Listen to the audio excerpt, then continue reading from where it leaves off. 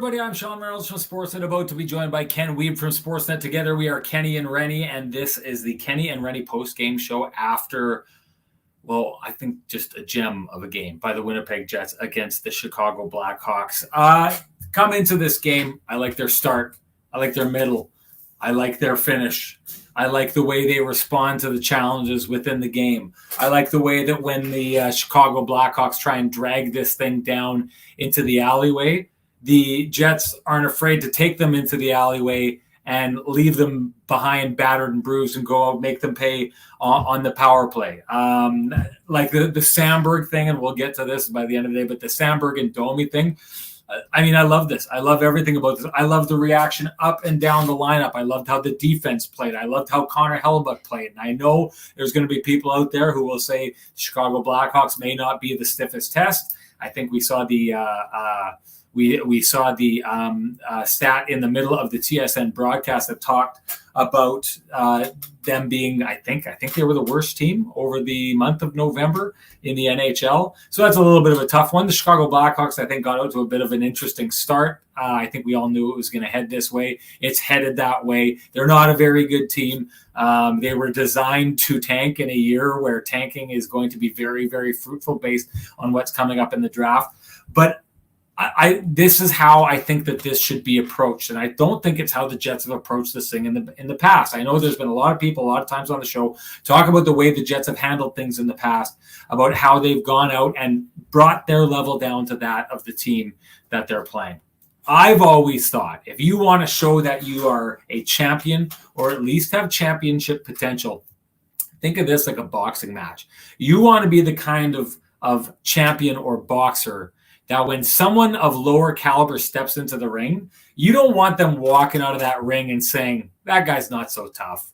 You want to lay a beating on those guys. That's what you want to do. You want to create a reputation about yourselves that you step into the ring with us and you're going to get everything that we have. And I think the Winnipeg Jets did that tonight. I think they handled the imbalanced game that they've been challenged with time and time again over the last number of years. They've been challenged with the imbalanced game. And I think at times I haven't liked the challenge. They've won a lot of those games. They've won most of those games. But what I find is a lot of those games left me personally feeling like they were picking up bad habits or they were just skilling their way through the game. It's the kind of game that you end up not getting away with it by the end of the season. This is the kind of game I think that sets you up for success down the road, not because you're playing like teams like this in the playoffs, but because you are creating a reputation for yourself that you step on the ice with the Winnipeg Jets. You don't bring your A game, the Winnipeg Jets are going to lay one on you. I should probably talk about this. I'll get into it quick. I don't want to go too far on this, but I know that a lot of people were heated with my takes on the last show, as is want to happen sometimes on the Kenny and Renny show. I know there were people who went as far as saying I should apologize for my takes. Now, apologizing for having a different opinion than someone, that's something, sure. But I will say this. I did dig into everything that I said. I dug into some of the comments. I had some conversations with people. I had a conversation with Scott Billick. And one thing I will say, I think I do owe an apology. I owe an apology to the members of the Winnipeg media because I think I called them out with the general term of the Winnipeg media at that show, said something about the Winnipeg media. And I can tell you personally, I hate when people blanket term the media like that. There's nothing more frustrating than being in this business and saying something and then have someone say the media said this and you're saying something totally different. It's frustrating. It's lame. It's a way for people to kind of discount what the media is saying, even if a lot of what is being said in the media is right. It's a cop-out. And I used that cop-out in the last show. I don't think I did it intentionally, but I no doubt did it. Having a conversation with Scott Billick, I can tell you that he brought that up, and he's absolutely right. So I apologize to the members of the Winnipeg media for making that generalization. It wasn't deserved. I shouldn't do it. As for me, apologizing about my takes on this show, I was reading some of the comments. coming in here. Jeep Guy 696969, who's already signed up for the Lamplighter, which all of you should get your Lamplighter comments in there. You can do it at any time. Says, because people were in the chat room talking about me apologizing for my takes or admitting that I was wrong. Jeep Guy 696969 says, ha ha ha, Renny admitting he was wrong is as likely as me winning the lottery and I don't buy tickets. I'll say this, Jeep Guy's a little bit off here. You got to be wrong before you admit you're wrong. Let's bring Kenny into the show, everybody. Here's my main man, straight down from Chicago, bringing the guy with the best music in the business. Here comes Kenny.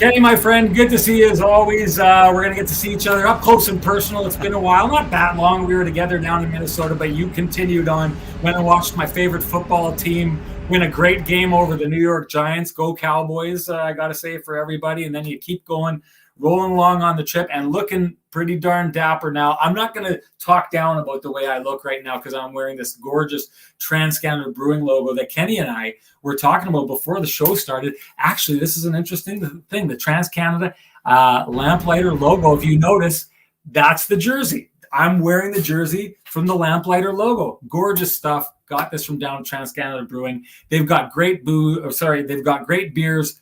Huge selection, great pizza, great stuff like this. You got to go check it out. And our main man, Merle Peters, went down there. He was the recent Lamplighter winner. He went down there today and he said he checked out, not only picked up his 8-pack of delicious frosty Lamplighter Amber Ale, but he also went and picked up some pizza. Said it was absolutely phenomenal.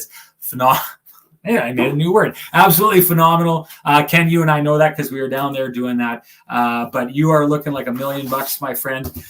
Is that a Frank special from Vittorio Rossi? The shirt is, yes, the shirt. I'm not comfortable bringing my Vittorio jackets on the road. It was a long trip, for a week-long trip. I mean, I don't want to be putting it through the ringer this early, but we'll definitely be wearing a Vittorio Rossi suit for the game on Tuesday. You got to look good against when the champs are coming to town. There you go, and we've got the guy who makes us look good. Just go down and see Frank and the boys at Vittorio Rossi. They'll do you up nice. Just like Kenny said, I had brought in a bunch of different suits because I couldn't figure out what to do with them. Frank whipped out the shirts, whipped out the ties, put everything together. It's going to look like $1 million. Ken, I think I've got 4 suits I got to go pick up there in the next little while. So I'm going to be rocking some newbies, some new Frank specials, and I can't wait to do it. Ken, take it away. What did you think about tonight's game? Or you can take this anywhere you want to, but the floor is yours. The buffet is steaming hot. It is ready to go. Here's your plate. Get at it, my friend. Well, great timing. We have the dueling Zambonis are just about to leave the ice here at the United Center. So good news on the voice front, or the sound front anyway. Interesting game. I mean, it's one of those tilts where you wonder if the bad habits creep in, right? We've all been in those games. It can become a little bit of a point night. Then you start to wonder, are the Jets going to start cheating for offense? Are they going to get a little bit lackadaisical defensively? But that didn't really happen. You're right. I mean, in terms of what you said earlier, the Blackhawks had a little bit of pushback at times, but the Jets kind of imposed their will in both of those situations when they tried to make it a little bit closer. Jets doing an impressive job. Hey, we know the Hawks are struggling, as you mentioned. I mean, this team is definitely looking to be in the tankathon. Peter Mrazek, not a great night. And again, I'm not saying it was all Mrazek's fault. Didn't have a lot of help in front of him. But yeah, I mean, what we saw earlier from the Hawks this season, they have started to go down the drain a little bit here. And 7 in a row they've lost, and it's tough. That's a tough look for the Hawks. And the Hawks are going to be getting worse before they get better, Sean, don't you think? I mean, you move out Patrick Kane and Jonathan Toews and maybe another player or two.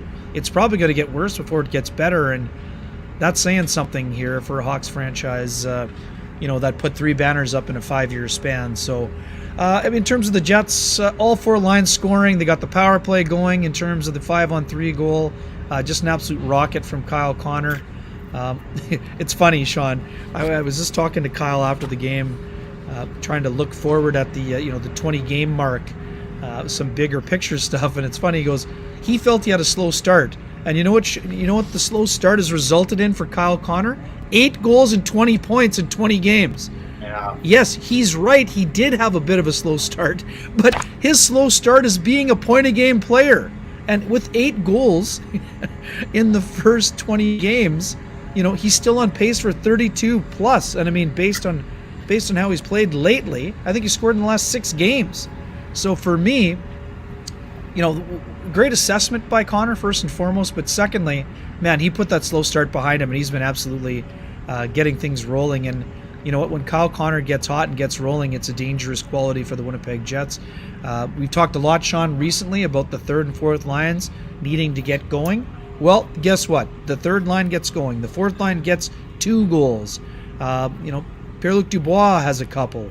The power play, as I mentioned, scores. I mean, it was an impressive showing all around, and brilliant pass, Blake Wheeler to Mark Scheifele for that goal to give him his 11th. I mean, Pierre-Luc Dubois is up to 10.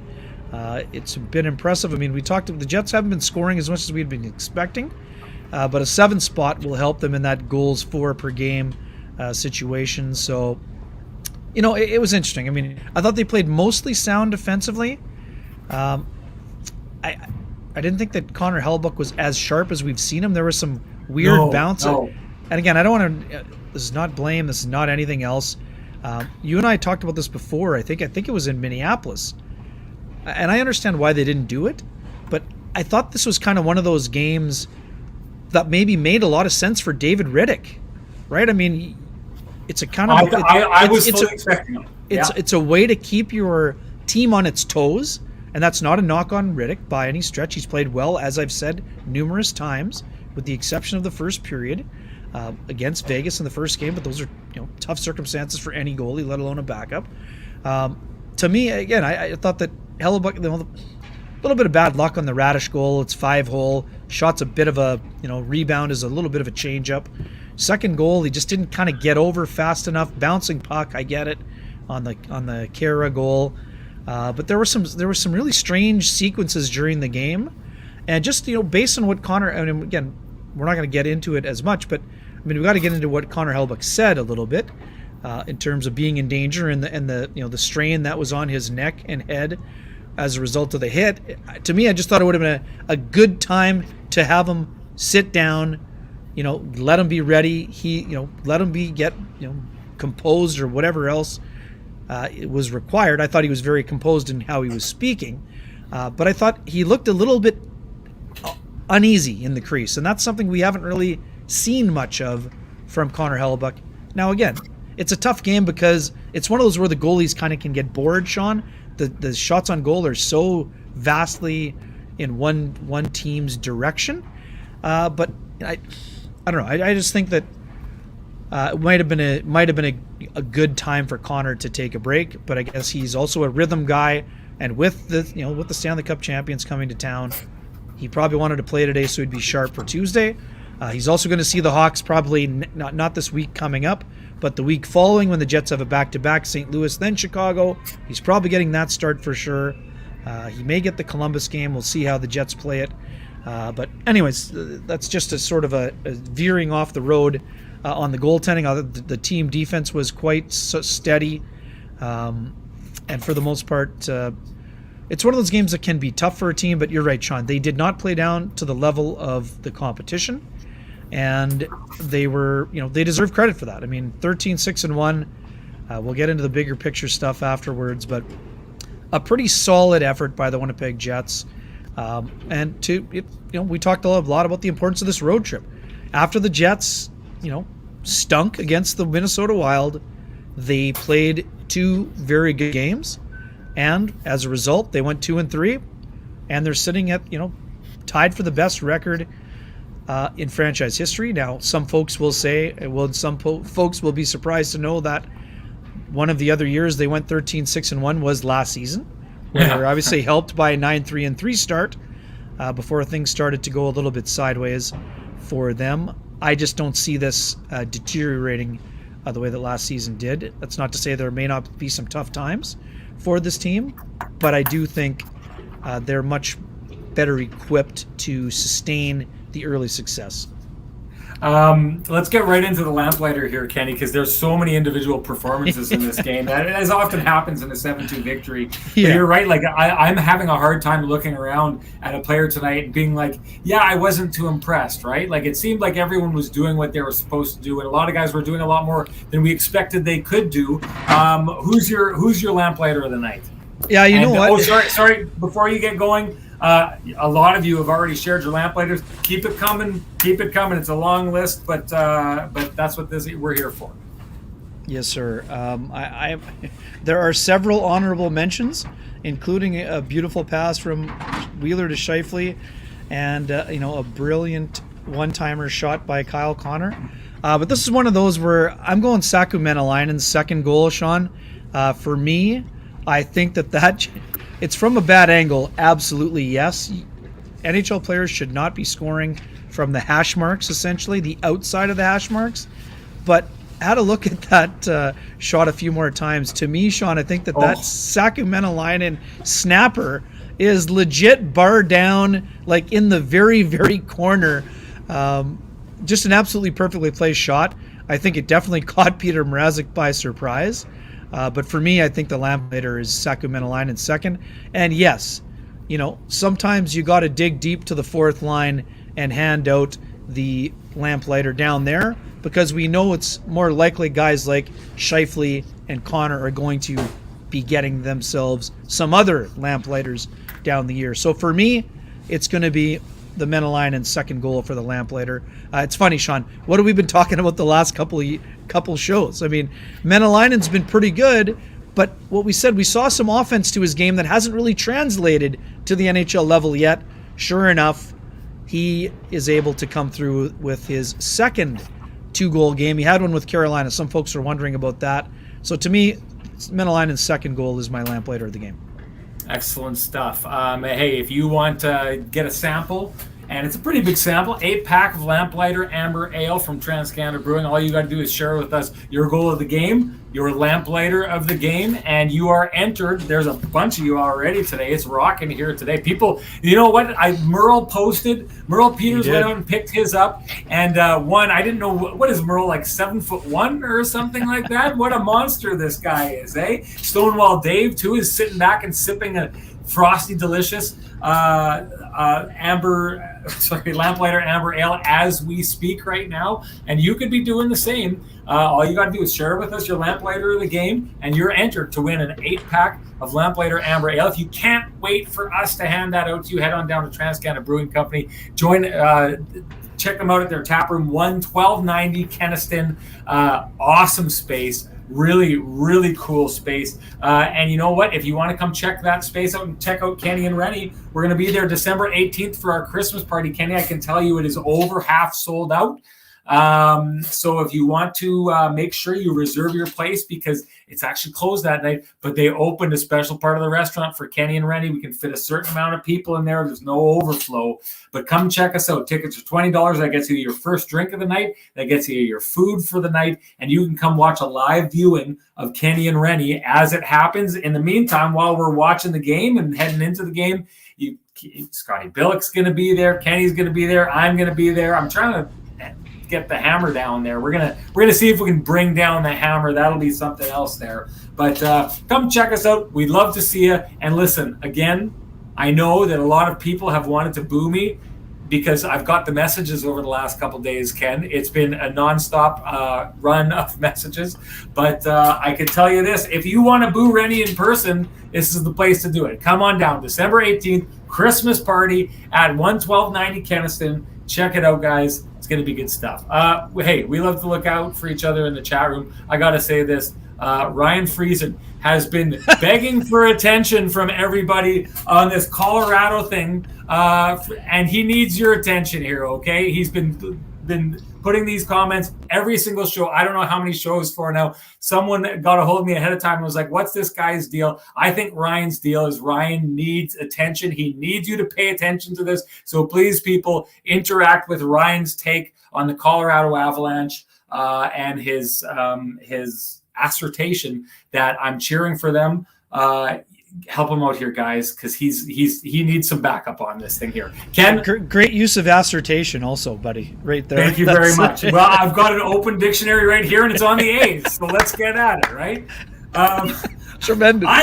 I'm going to hop on the Johnson Group Got You Covered play of the game, and to do that, we're going to bring up our nice, fancy little graphic that they provided with us, the Johnson Group. Phenomenal people there, the Kenny and Renny. Oh, geez, I love this one, the Got You Covered. And I'm going to throw this one out there because I talked about him earlier on. Oh, sorry, I had the wrong one. No, whatever. Anyway, the Got You Covered for me, and I know it's going to seem like the game was out of hand at this point, but what was I thinking in my head, Ken? The Jets were up 6-2, and I was thinking about that game in which the Oilers, you brought it up the other day, was it Josh Archibald? The Jets were playing against. Josh Archibald pulls up a stupid penalty against Josh Morrissey in the playoffs a couple years ago. The Oilers are up 4 goals in that game. The Jets come storming back. They win it in overtime. Nick Ehlers scores the goal. It's pandemonium, as much pandemonium as there can be because it's the bubble and there's no one in the crowd. But I can tell you being in the building for that was absolutely phenomenal. And it had me thinking, there was something about Chicago. I'll give them credit. There wasn't a lot of lie down, at least in trying to fight back. I think they lied down a little bit in their own zone, got a little bit sloppy, but they seemed to keep trying to fight their way back into the game. So I'll give them credit for that. They were scrappy. And that play in which Domi is on the side of the net, and he looks like he's got all the time in the world to throw it in there. Connor Hellebuyck, who I agree with you, I don't think had his best game tonight, still had enough to pull off the kind of save that the vast majority of goalies in this world, and very few in the NHL could pull off. Yes, it was, we would have needed 3 more goals for it to really put the Jets in trouble. But I think it stopped a tiny snowball from starting to roll. And thus, I will give the Johnson Group, We've Got You Covered, play of the game to Connor Hellebuyck in that situation. And if you want to be covered the way that Connor Hellebuyck covers the Winnipeg Jets, the Johnson Group, you got to go check them out, everybody. Let's start diving into... Hey, hang on one sec. You didn't announce the winner. Oh, okay. So Ken and I were talking about this. These ones are interesting when their names that people throw out there. Like I think Lowry's left hand or something like that has won one before this. And then I always have these interactions afterwards with these people who are like, hey, okay, here we go. And I was like, I need your name because I need to put the name on the certificate to claim the drinks. And then I need your email to get through. That's a little tease what you got to do after this happens here. But sometimes I look at these names and I'm like, are these bots? I don't know. Is Ryan Friesen, with the frequency that Ryan Friesen can make that same message over and over and over again, is bot-like, which is a compliment. Well done. Sorry. I'm getting indulgent in that. I'm sorry. But I've totally lost my train of thought. Where am I going? Oh, yes. Anyways, this name, I said to Ken, I don't know if this is a real person, but the fun of it is, I'm sure it is, but if it's not, well, then all it does is it rolls over, and the next time around, someone wins a 16-pack. So that's a long preamble to tell you that Elmer Fudd in the chat room, Elmer Fudd, who I haven't seen here today, Elmer Fudd won the Lamplighter. You have until the next show to get a hold of Renny. Just get a hold of me on my socials. Just pop that off for a second so everyone can see my handle there. Ken. Sorry, buddy. SN Sean Reynolds. Direct message me on Twitter. I've got my DMs open so you can get a hold of me. Send me your name, send me your email address, and I will send you a voucher for an 8-pack of frosty, delicious Trans-Canada Brewing Company Lamplighter Amber Ale. It is the nectar of the gods. You got to check this stuff out. Elmer Fudd, you're on the clock. Okay, Ken. Let's move on and let's go to Axel Jonsson-Fjallby. This is going to be a show about a bunch of people who stepped up to be heroes tonight. And I got to say, we'll have to get back into it, but it was not long ago, Ken, that their head coach, Rick Bowness, had said, yeah, we had needed something out of our bottom 6. We hadn't had it for a while, and I had said to the team, if we're going to be what we want to be, we need the bottom 6 to start contributing. I believe that was the last game the Jets played before they went on the road. Boy, oh boy, challenge thrown out, gauntlet thrown down, and has the bottom six of the Winnipeg Jets or the fringe players of the Winnipeg offense ever stepped up to the plate? Yeah, it's been impressive. I mean, again, if you had told me, that Jonsson-Fjallby would go from who's he to the top line of the Winnipeg Jets, Sean, from the time his waiver claim was announced while walking through a hallway in Banff to now, today, on November 27th in Chicago at the United Center, I would have been a little surprised, Sean, I'm going to be honest. But having said that, this is a guy who brings a lot of energy. He brings a lot of speed. He brings a lot of tenacity. He brings a lot of effort on the forecheck. Right now, I mean, we know it's a Band-Aid solution, but right now, Jonsson-Fjallby is doing a nice job. And I think he actually made a couple of smart kind of one-touch plays out on the ice. I mean, he's not an overly skilled player. Yes, he's put up some numbers in the American Hockey League in terms of the guys he's playing with compared to them. But I think he's fit in nicely. He plays to his strengths. He knows what his limitations are. He's gaining a lot of confidence. And he started to, I thought he moved pretty well. I mean, I think he had 14 minutes, 44 seconds time on ice today, 57 seconds of which were shorthanded. No shots on goal, but knows what his job is. Digging around pucks, doing a nice job. I do have to, I'm going to insert something here just quickly, Sean. I know we had a little, the other debate we had about whether Jonsson-Fjallby was doing that intentionally to pass the puck. I gave Adam Lowry a homework assignment. He asked Jonsson-Fjallby if he was doing that intentionally, and he didn't. Adam told me today on the way by, he said he didn't answer, he just laughed. But I have been doing some canvassing around the team, and I'm not saying this to rub it in, there was not a lot of support for your theory on that one. I went back and looked at the video. I think Lowry was actually on the other side of Jonsson-Fjallby when he tipped it. So unless he was anticipating Lowry going to the other side after the shot was taken, I think Lowry thought off camera, he thought that he was trying to, I'm not discounting it completely, he was trying to tip it to a place that would create chaos. But I don't think it was an intentional tip pass. But regardless, I just wanted to let you know, I'm just not out here eating at nice restaurants and going to Cowboys games. But you're doing that too. I'm out here doing some homework. We want the people to know what other people think. Again, doesn't mean you were wrong. It just means that some others did not share that same opinion on that front.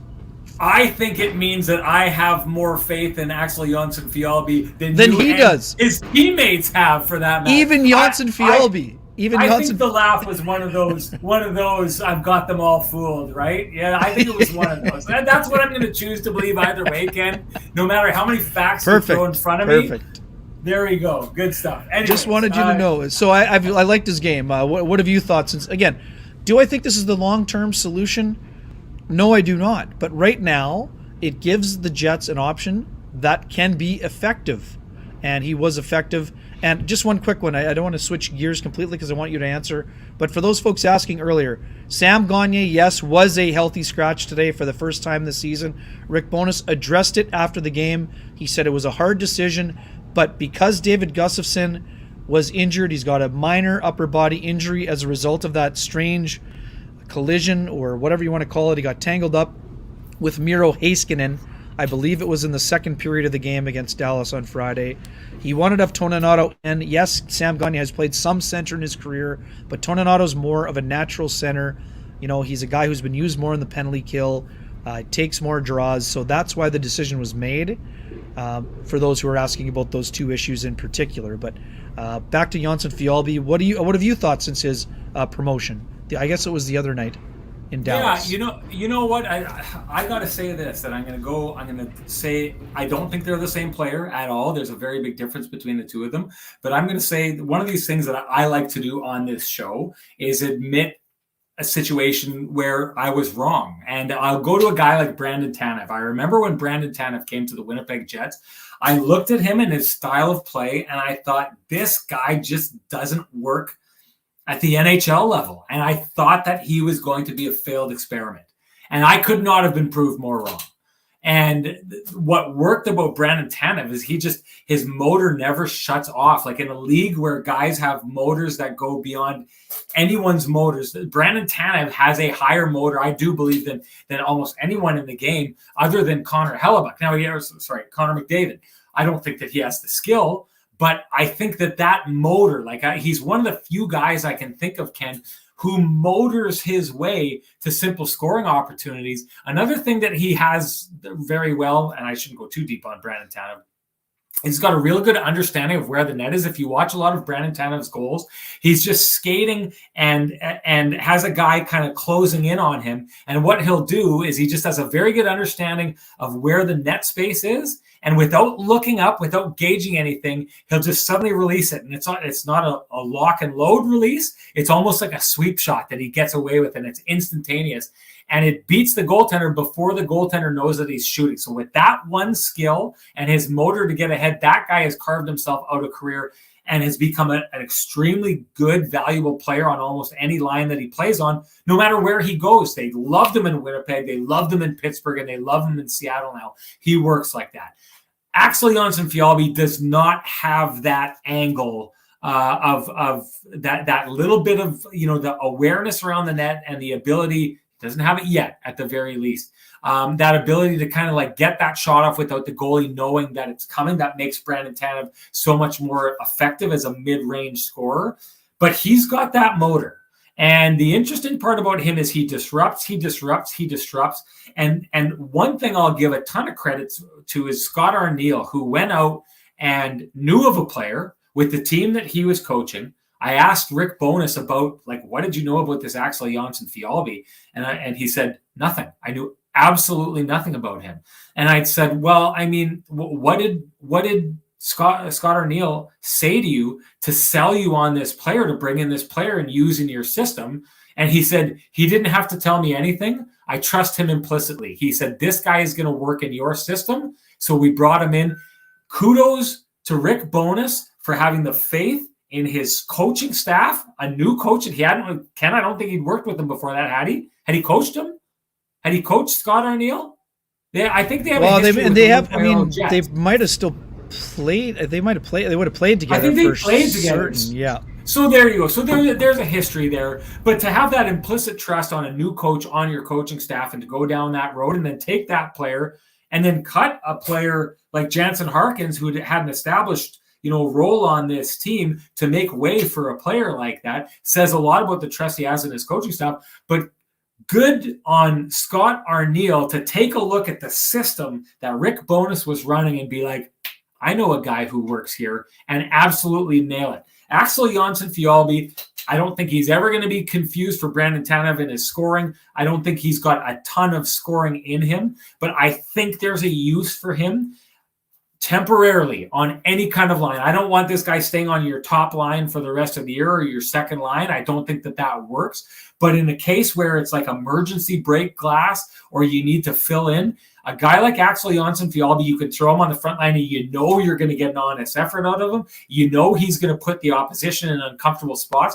And when you're players like Kyle Connor and Pierre-Luc Dubois and you know how to play off stuff like that, that's a valuable person for you. So kudos to kind of everyone involved in this situation. And I'll hand it to Axel Jonsson-Fjallby. The one thing that he has done at every single turn in his time as a Winnipeg Jet is he's capitalized on whatever opportunity he's been given, no matter how small or no matter how big. And tonight is another example of it. Yeah, the one other thing that I do agree, there are definitely some similarities, especially in Tanev's earlier time. I would say Jonsson-Fjallby is maybe not quite as physical. He gets involved physically, but he's not as, Brandon Tanev was a really good hitter on the forecheck. I think Jonsson-Fjallby does a little bit more of the disrupting, not with he is body checking, yes, but you know what I mean, right? He's not as strong as a closer when it comes to hitting. And the other thing that I think would be a little bit decisively different, he's not a shot blocking Gumby the way that Tanev was either. Oh, yeah. I think Jonsson-Fjallby is willing to get in the lane and he will block shots, but nobody blocked more shots like Jonsson-Fjallby, like Tanev did, and sprung up immediately, right? I mean, this is a guy that looked like he was shot and he was literally shot, but like he looked like he was shot with a gun in his leg, and he would just jump up like Gumby. He would like spring his body back to life. But it's impressive what he's been able to do. High motor, that is a great way to describe it. And a lot of those bottom six guys have been using their motor well this last little bit, Sean. And I'd like to, I mean, unless you have somewhere else you'd like to go, I'd like to hear take thoughts it in on the next direction. Go Morgan Barron, and then I'll share my thoughts on him after. But sorry, one quick thing. I think Transcona Paulie was trying. This is another classic KNR moment where we talk about our struggles with technology. I know Transcona Paulie, thank you for sending the super chat. A, we're not sure how to claim them, and B, we've kind of made a decision that I don't think we want. Like, we appreciate the thought, but I don't think we are going to be claiming the super chat money. Transcona Paulie, if you know the answer, I hope that money goes back to you if we don't claim it. If not, we will claim it and we'll try to get it back to you. But anyways, that's neither here nor there, but we should get it. So SK tried to do the same thing. Sorry, SK. And messaged me. Earlier on in the year, messaged me and tried to get across to that. And you know what, Ken? I didn't want to speak for you, but you and I have talked about this in the past before. I will say this: we have so much appreciation for the time that everyone takes to show up in our chat room and interact with us, and like we said, fuel the show the way that you do. I think Ken and I have felt that you don't need to monetize this. Ken and I are here, and what you are giving us with your time and your attention and your thoughts and your takes and your boos and your hisses is more than we could have ever hoped for when we started doing this thing. So believe me, we appreciate the gesture. But all that said, what we appreciate the most is that you're here listening to us right now at this moment. You wanted to move on to Morgan Barron? Let's do another ad run and then we'll get into dig in. We're already at 37 minutes here. We should sure. Give our main man Lou a shout out. For all of you watching live and for those of you tuning in later on the chat room, if you have any real estate needs, if you're buying, if you're selling, if you're just curious what's on the market, what's happening in the market, you can check out our main man, Lou Ferlin, realtor for Royal LePage Dynamic Realty. You can reach him at 204-791-9971 or at the office 204-989-5000. You can also check out his site at www.loufurlan, that's LOUFURLAN.ca. Lou's a great individual. He's my personal realtor. He's a huge supporter of the sporting community in Manitoba and just an all-around good human. And if you're looking for something in the real estate realm, Lou's your guy to help out, and be sure to tell him that Kenny and Renny sent you. No doubt. And if you take a look, Lou keeps it clean. He's a sharp-looking guy. He's well-dressed. He keeps it tight to the wood up top. I got to say, Ken got caught without his razor on the road trip, and Lou is looking a little more sleek than Ken right now. I didn't mean to point that out, but I just saw Lou, and I was like, look, Lou doesn't miss. Lou doesn't miss. And if you want a realtor who doesn't miss, he's your guy to go to. You know what? Let's go for our home field dig deeper comment of the game. I'd set something aside for this. Let's see if I can find this a little faster than I did last time.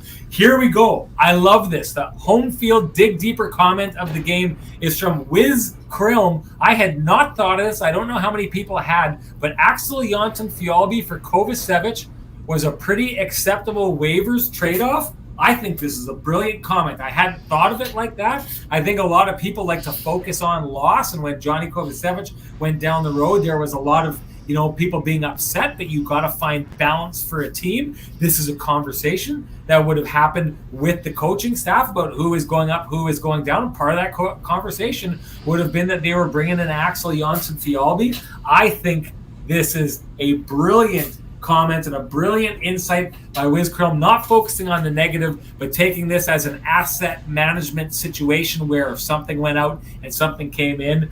Wiz Krilm has our home field dig deeper comment of the day. And Ken, are we able to announce yet what we're going to be doing for people with the home field? Not yet. Still working on it. Still looking to iron it down. But Wiz Krilm, you need to know. Yes.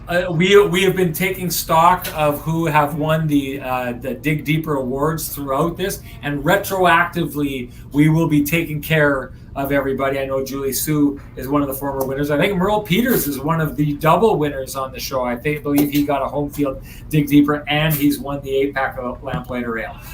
Let's move on to... Sorry, just quickly, that's sure. Home Field for marketing and more. You can reach them at www.myhomefield.ca. Okay, so let us talk about... let's go to Mikey Eyssimont. I know you want to do Morgan Barron. Let's do Mikey Eyssimont. Sure. I was going to talk about both players. Eyssimont. Well, get into both. Do that. Sure. Let's do it as a value pack, a 2 for 1, 2 for the price of 1 here, if you don't mind. Oh, there you go. You may need to pause in the middle of this trip.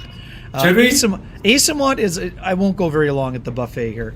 Mikey, I've said this a couple times now, and I'm believing it more staunchly than the original thought.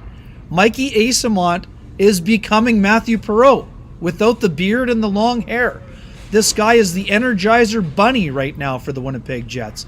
He is tenacious. And I meant to say it the other day on Friday, Mikey Eyssimont didn't get an assist on one of those goals. He completely took out Ryan Suter, which allowed the goal to happen. So if that and Rick Bowness showed it out yesterday during the availability. I mean, he's been incredibly tenacious, incredibly hard worker. And guess what, Sean? Today when Sam Gagner is out of the lineup, Mikey Eyssimont is on the Jets' second power play suddenly. So you've gone from having a first impression training camp with the new coaching staff, but you still got sent down a little earlier than you were hoping. What does Mikey Eyssimont do? He goes down, plays very well, and then gets himself back on the radar when opportunity knocks. And now he's leapfrogged a couple other guys.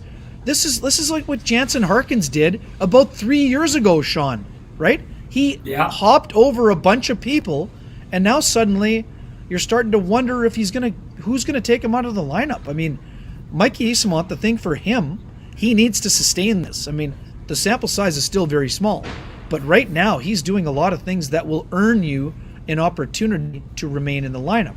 Now for Morgan Barron quickly, Morgan Barron missed 10 games, Sean. He missed the last 10 games. He jumps into the lineup and looks like he didn't miss a beat.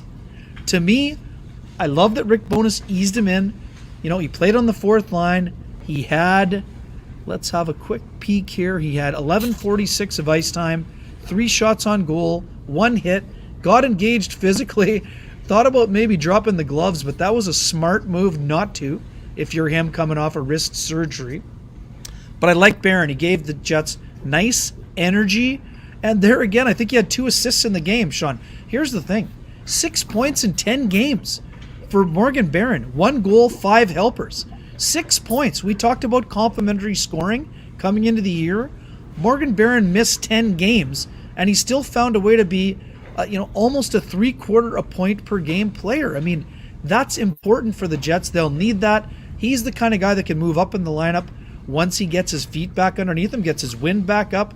But man, what a job he did in coming back from missing those 10 games. Well, I'll tell you this.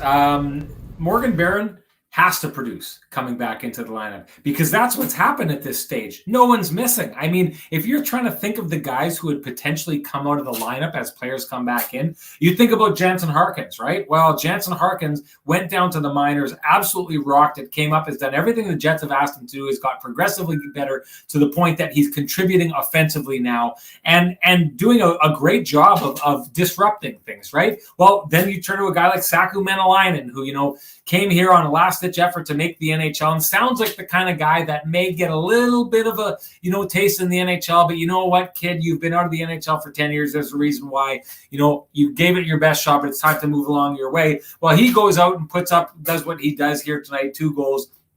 How do you take that guy out of the lineup, right? Axel Jonsson-Fjallby is going and doing everything that they would have asked him to do. Even Dominic Toninato is coming up and making a push. From the time that he got taken out of the lineup here. If you're Morgan Barron, you don't have time to lean on the excuse that, hey, I was out of the lineup for a little while. It's going to take me a little bit of time to get going here. Everyone's going. Everyone is fighting. We've talked about this, and Paul Maurice used to talk about it before. The best teams, and every coach says this because it's true, but the best teams are the teams that have internal competition. There is no doubt about it at this moment. The Jets have an extremely healthy internal competition going on here right now. It's going to be interesting to see what happens when the likes of Ehlers come up. But the Jets have made them.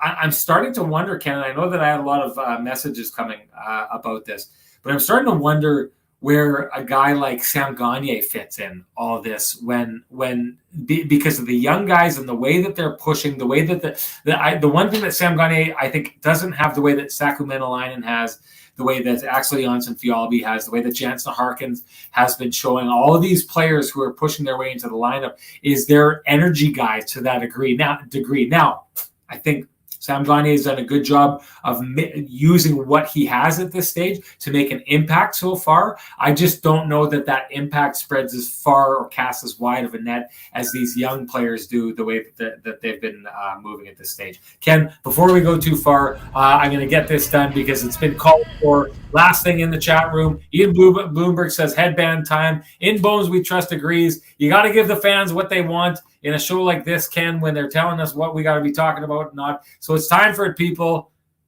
Let's make this a Sean's headband version of the Kenny and Renny show.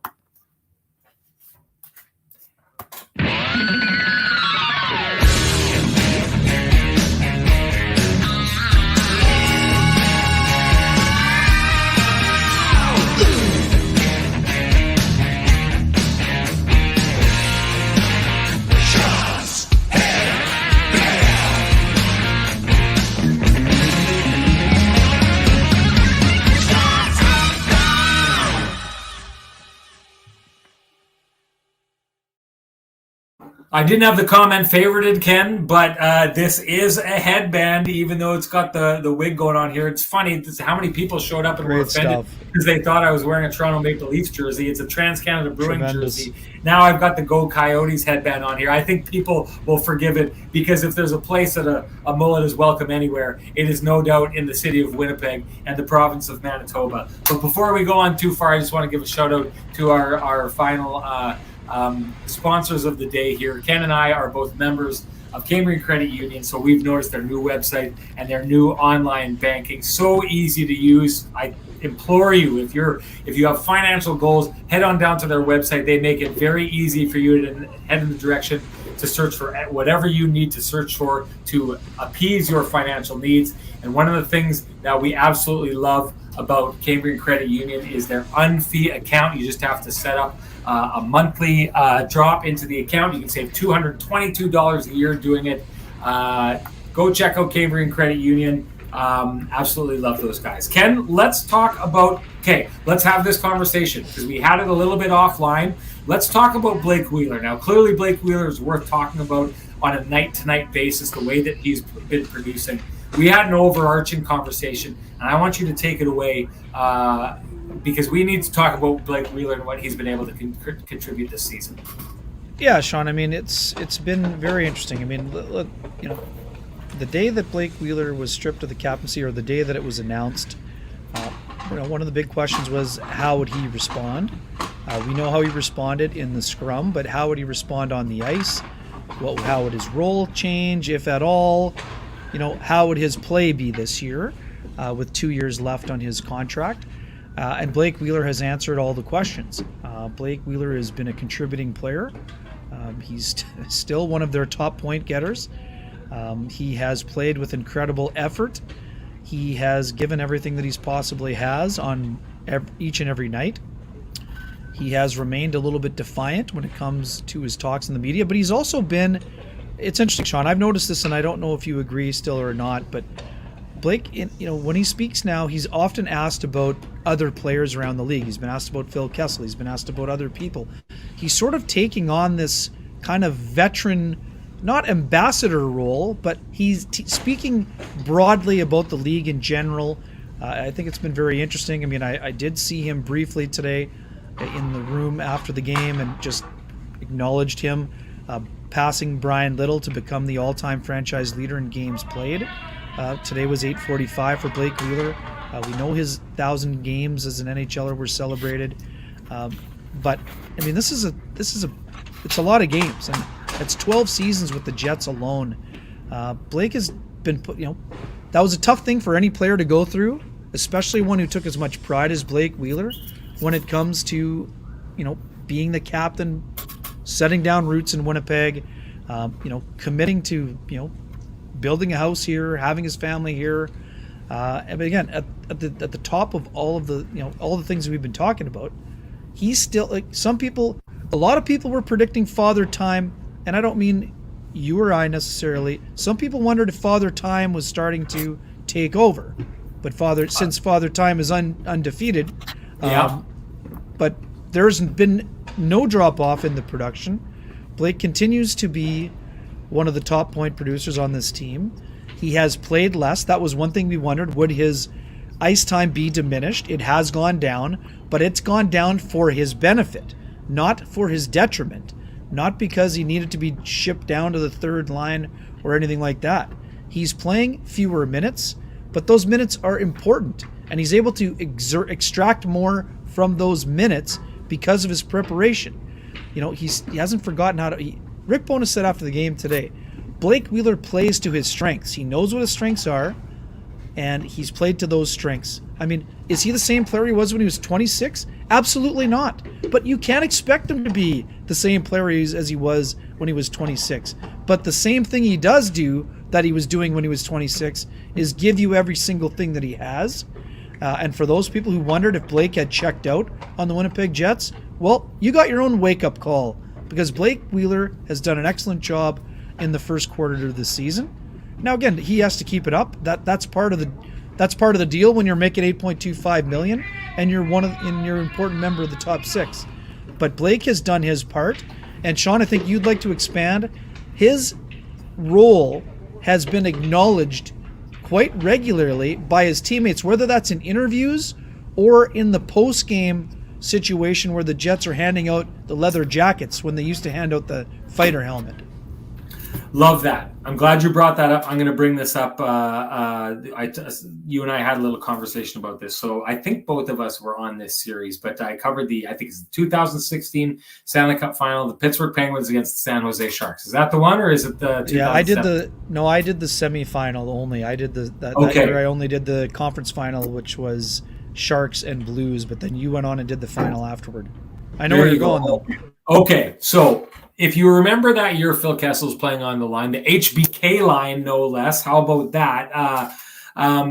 But he's tearing it up, right? Because they're getting third line talent to play against, and he's feasting on them. Because let's be honest, the Pittsburgh Penguins are so deep that year, and one of the things that makes them deep is they've got two centers up ahead of them, Sidney Crosby and then Evgeny Malkin, who, especially at that time in their career, were just, powerhouses. You could put anyone with them. If I remember that year, it's Connor Sherry, I think Brian Rust at the time that Sidney Crosby was playing with. Both of them, if I remember correctly, had been playing college hockey before that, like earlier on in the year. So you took two kids out of college, threw them on the line with the best player in the game, and there you go. There's your first line. But it reminds me, because I remember there was a conversation within the media that was following, and there was a lot of buzz about Phil Kessel winning the Conn Smythe Trophy that year. And this is what this reminds me of. Sometimes you need the room to check and tell you how you should, what you're missing, and maybe what people are feeling about a player, take the temperature of a player. And I remember in that year when people would go in, because Sidney Crosby and Phil Kessel were tied for the playoff lead in scoring going into it in the end there. I think they either ended up tied or Sid ended up squeaking him out. But regardless, they were close. And I remember people started going in, members of the media started going in and asking, listen, if you guys do pull this off, who should win the Conn Smythe Trophy? Sid or Phil Kessel? And the response was like, listen, nothing against Phil, but if you can't see what Sidney Crosby is doing out there, you're blind. You are comparing the points of a guy who's playing against third line competition against a guy who has the same amount of points, but is also tackling the toughest assignment on the other team the entire time and still managing to lead the playoffs in scoring, while single-handedly, because he's got two young guys on his line, shutting down the best the other team has. If you think that this is a competition, you aren't watching the games properly. And I think what happened after that is there was a lot of media members that got checked, and they were pushing that narrative, and it got pushed back. And so we have Sidney Crosby winning the Conn Smythe Trophy in that situation. The whole point of it is guys in the room have an appreciation for their teammates and know what their teammates are doing that people outside won't necessarily see. And you just touched on the fact that they hand out that leather jacket, Ken, as their player of the game or however it goes. How many times has Wheels won that? What that is a clear indication of the respect for him within that room and what he's doing this year. So you touched on it. Blake Wheeler's days of scoring 90 points in a season, those are behind him. You talked about people who thought Father Time was going to catch up with him. Ken, I'll raise my hand as high as you want to admit when you're wrong. And I don't think he's the same player he used to be, but I'll be fully transparent when I say I thought, based on the gritty style of play he played for years in that big body, that he was one of those players that Father Time was just going to suddenly tap him on the shoulder, give him a crack on the back of the head, and carry him out the back door, right? That hasn't happened. We talked about this on the last broadcast, and we had a clip of, you wouldn't have seen it, Ken, because we were down there. Juice, Kevin Bieksa, when he got his one-day retirement with the Vancouver Canucks, gave a speech in front of the room, and he said, listen, if you're a skill guy, you got to be out there practicing your skills every day. If you're a net front guy, be out tipping the pucks, and tip 100 pucks before it's said and done. If you're an energy guy, you be in the gym and you be hitting the gym harder than anywhere else. Well, Ken, you'll know this. Who ends every single morning skate tipping about 20, 30, 40, 50 pucks in front of the net? For the Jets? For the Jets. Perfetti sometimes, Blake sometimes. It's Blake. It is every single practice. I sent my cameraman out, and he shot it, and he shot it, and he shot it. Blake Wheeler has made an understanding. This is a guy who used to dissect opponents from a distance. And he's realized that the best place for his game right now is net front. That's where he scores his goals. Doesn't mean he can't still wheel and deal. You saw him set up Josh Morrissey. He still has that touch.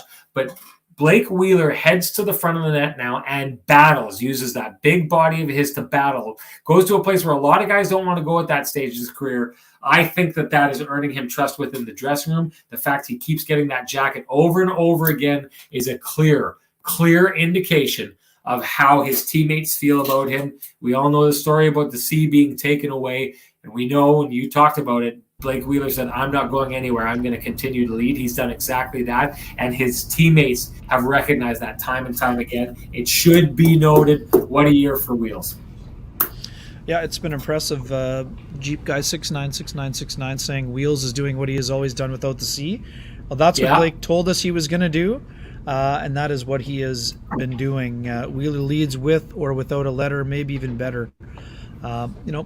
It's impressive. I mean, it's honestly, we're going to be talking, we're not going to get into it now, but, Blake Wheeler is one of the biggest stories of the first quarter of the year. Don't you agree, Sean? I mean, totally. I wouldn't even call it a resurgence. I would say his ability to maintain a high level while playing, slightly reduced minutes is one of the reasons the Jets are, they are technically, yes, we understand they're 1 point behind the Dallas Stars with 2 games in hand, but they're first in points percentage and, first in points percentage in the Central Division. Not a lot of people were saying that going into the year, and it's been impressive. I know one quick thing about the game before we turn the page here. What did you think of the Dylan I know you said you liked it, but man, don't you think Max Domi is going to be getting a phone call for that two-handed slash on Dylan Samberg? Yes, totally. I entirely think that, but I love the response, right? It's going to be hard to get. I'm going to take that, and I'm going to just go in a bunch of different directions here really quick because we're almost out of time. I just want to touch on some of the things I wanted to touch on before we shut this down. I touched on it at the beginning of the show. I love that Samberg does that. I love that he handles it that way. Again, another guy who's fighting to keep his way in. keep himself in the lineup. I think he's done that effectively, but I love that play. I love the way that he handles it calmly, and then kind of at one point grabs Domi, who's a tough character, right? Like, remember, Max Domi got in a fight with Ryan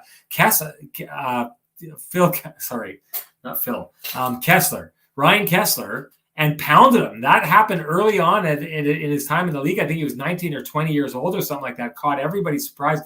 He's not a guy to be bowled over, and yet that's exactly what Dylan Samberg did. Kind of looked at him, and it was the old F around and find out meter that keeps going on.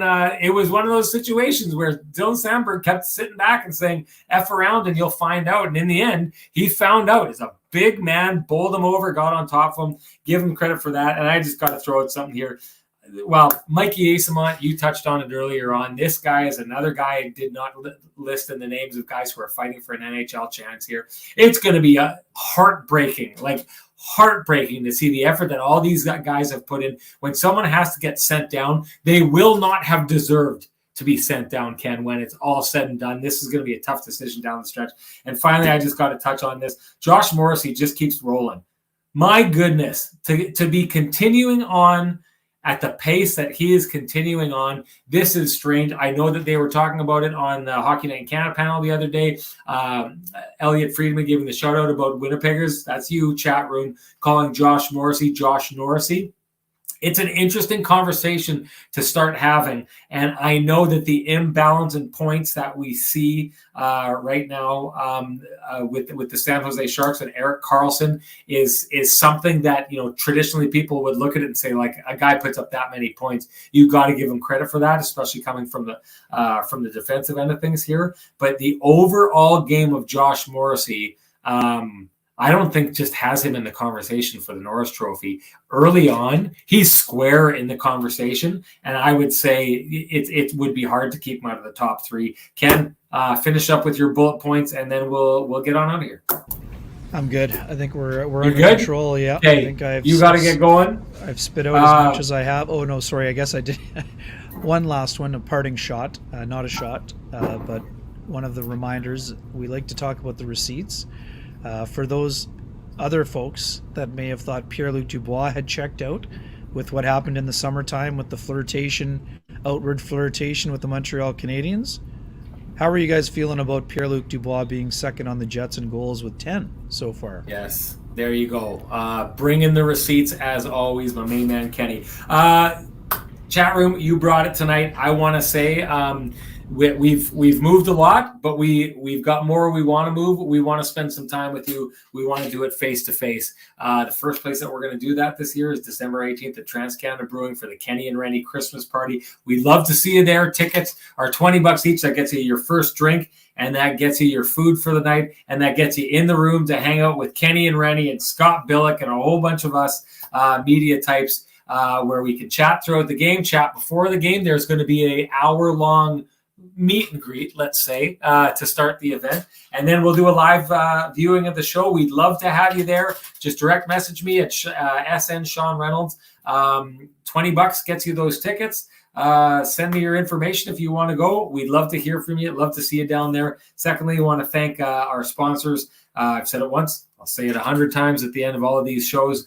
If you appreciate the conversations that are happening in these spaces, in this market, please appreciate the sponsors that are investing to keep that happening for us. That's Vittorio Rossi, TransCanada Brewing, Johnson Group, Lou Ferlin, Homefield, and Cambrian Credit Union. And finally, chat room, I know that you came in here and you were a little upset with your boy Renny here tonight. You kept yourselves balanced. Let's say that. I love feeling the heat. You brought the heat. You didn't get to the point of being disrespectful, and I appreciate that. I hope that I'm reciprocating. Thank you for being you and doing what you do. We will see you after the next show. A huge one against the Avalanche, which Ryan Friesen is just going to lose his mind when that game happens. See you later, everybody.